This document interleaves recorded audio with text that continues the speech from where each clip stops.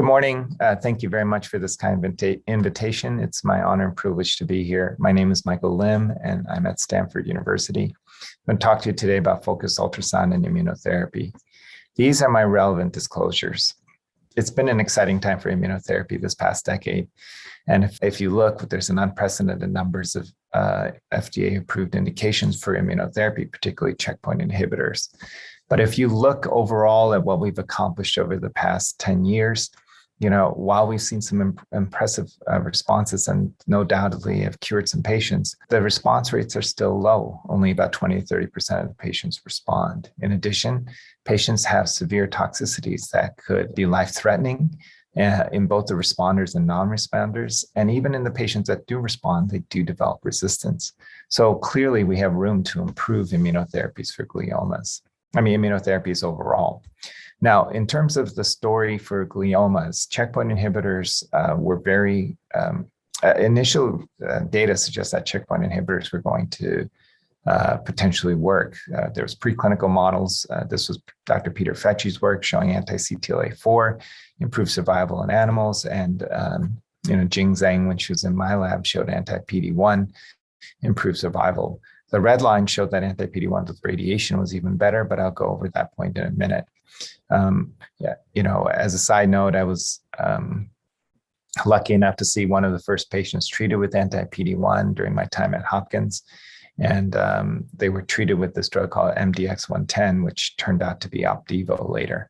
And as a result, even seeing patients with brain mets responding, as well as other case reports of patients with gliomas being treated with anti-PD-1 responding, there was a lot of hope and enthusiasm for this approach for gliomas. As a result, there were large phase 3 trials that were launched, and unfortunately, both the recurrent and in the newly diagnosed setting, the results came back negative for overall survival and progression-free survival. As a result, the enthusiasm for immunotherapy for glioblastomas was dampened because, again, we thought it was going to respond, but it didn't. And it turns out that gliomas aren't the only tumors that don't respond. For example, pancreatic and prostate are also cold tumors. So if you take a step back and we realize that all cancers have different mechanisms of resistance against the immune system. And if we look, we like to think about it in two ways in terms of this resistance. There's an adaptive and an intrinsic resistance. For example, melanoma has low intrinsic and adaptive resistance, which is why most immunotherapies work. With prostate cancer, it has high intrinsic resistance, which is why checkpoint molecules don't seem to work as well, but low adaptive resistance, which is why vaccines seem to work. In non-small cell lung cancer, the intrinsic resistance is lower, which is why checkpoint molecules work. But a fair number of them, as much as 25%, can develop resistance, which is why it has high adaptive resistance. In glioblastoma, unfortunately, we think that there's both high and adaptive resistance. So, as we come up with therapeutic strategies or rational therapeutic strategies, you have to overcome both of them. And these are some of the strategies that are being employed: combination IO therapies, kindling, vaccines, CAR T cells, and myeloid, just to name a few. But today, I want to talk a little bit more about kindling because I think that has more relevance to focus ultrasound. So I like to think of the tumor as kind of a forest after a heavy rainstorm. And as a result, the wood is wet and it's very hard to start a fire with a match. So you need to have kindling to be able to start a fire. And, as part of my clinical practice, and for those of you who do radiosurgery, I think we've all seen patients who develop very brisk edema after radiation. Not all of them, but some do develop very brisk inflammation. And it turns out that this is work with Chris Jackson when he was in my lab. He showed that focused radiation actually does activate T cells. It activates what we call polyfunctional T cells that secrete multiple cytokines. In addition, he saw that there was an increased ingression of increased numbers of T cells that are recruited into the tumors. And this is important because there's a concept of exhaustion. T cells, when they come into the tumors, have been found to be exhausted. They essentially lose their effector function. And this was work from Peter Fecci here on the left, showing that when they took T cells from patients' tumors, glioblastomas, particularly, or high-grade gliomas, these T cells express very low interferon gamma, which means that they have low ability to kill. And they had high expression of some of these checkpoint molecules, which are basically flags saying these T cells are exhausted. But as I showed before, when you give the radiation, focal radiation, these T cells, we hope, can be activated and revved up. So Jing Zhang looked at this idea of combining focal radiation, basically not only kindling, but to disrupt the tumor milieu, and then giving anti-PD-1 to maybe revive some of these exhausted T cells. And we thought that this combination approach could potentially reverse this exhaustion and induce an effective anti-tumor response. Here's our animal model showing how we were able to administer focal radiation. And as a result, you can see that there was a very nice synergistic response. She also showed that this response was durable. We actually effectively immunized these mice against their tumors if we re-inoculated or re-challenged them. And in the tumors themselves, we saw a very nice ingression of T cells that were not only increased in number, but were activated. Jennifer, we've been able to replicate this with other immunotherapy. So radiation seems to be very effective in inducing an immune response. Jennifer Kim, when she gave TIM3 and PD-1 with radiation, observed a really nice or very impressive immune response. And as a result, we've been able to launch a clinical trial at Hopkins, and we'll be opening one shortly at Stanford, testing this paradigm. Other kindling approaches is chemotherapy. This idea of giving chemotherapy locally to disrupt the immune milieu of the tumor milieu, rather than systemically to ablate or deplete the immune cells in the body, was something that Demetrius Matthews looked at. And again, when you gave this either BCNU or temozolomide locally, you were able to elicit a very effective immune response, and again, it was durable. These mice were all resistance to their tumors at time of re-challenge. So focused ultrasound is something that has gained a lot of interest, and I think has great potential for combinations with immunotherapy.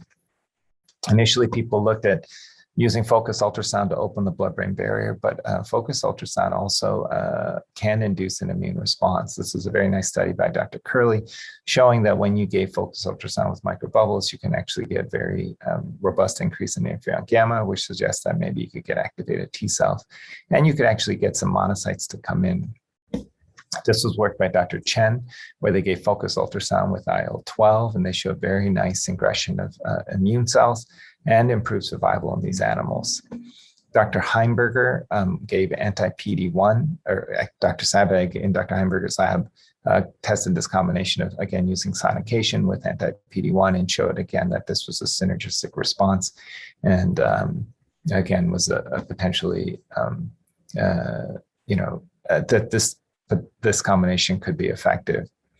But, while people initially have looked at T cells, we realized that just like other cancers, the other cold cancers, myeloid cells are probably the big part of or the major contributor to immunosuppression in tumors.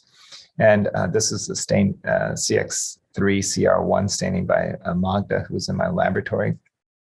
And she showed that there's an abundance of macrophages and microglia, and actually very few T cells. And it turns out that if you just take a step back and you look at the immune system, there are many different immune cells, but there are two important components, the myeloid and the lymphoid compartments. The lymphoid compartments are the T cells and B cells, but the myeloid compartments are the monocytes and neutrophils and macrophages. And so I'll skip that for now. There's actually, as we started looking at other cancers, we've come to appreciate that in a lot of these tumors, the T cells are actually the minority, but the macrophages are the predominant immune population. And they actually have that density inversely correlates with patient survival. So, it's interesting when you look at myeloid cells, they can be very important to cancers in terms of promoting tumor function. They can promote proliferation, invasion, immunosuppression, but they also have effective anti-tumor functions. So you can reprogram them, and they can actually do things such as direct tumor cell killing, antigen presentation, and reversing the immunosuppressive milieu. So, as a result, people have been now looking at using, for example, anti-CD47 and CSF1R, and combining it with things such as anti-PD1 in hopes of really modulating this myeloid compartment to really help us either improve the efficacy or help us make the more resistant tumors amenable to immunotherapy. So there's a lot of work using focused ultrasound to reprogram myeloid cells, and it looks like it can effectively do that. This work by Dr. Singh showed that when you gave focused ultrasound in combination with CD40, you can see that blue line, which is FUS40. Not only was it effective in slowing tumor growth, but when they started looking at the myeloid population, the macrophages, you saw a very nice reprogramming of these macrophages from M2 to M1, and which is an anti-tumor. M2 and M1, while it's a bit controversial, M1 is thought to be promoting tumor killing. Dr. Shabani also looked at CD47, like the Hodgkin study, and she found that, again, that combining focused ultrasound with these myeloid modulators could be effective and again, improve survival in these animals. What was interesting also with her study is that she looked at the timing of focused ultrasound. Even the sequence of events could be potentially very effective in modulating these myeloid compartments. In this myeloid compartment, she found that when you gave the focused ultrasound after, rather than before, you could actually effectively induce an immune response. And giving it before really didn't improve survival at all. So there's very interesting mechanistic questions.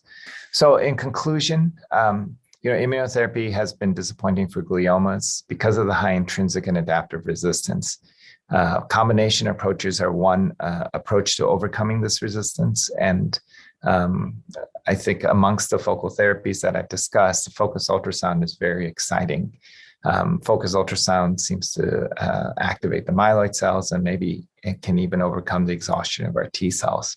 We still have a lot of questions, of course, things such as frequency, sequence of therapies, the dose and which IO agents to look at. And I think that there's many exciting studies that are coming down the pipe to answer those.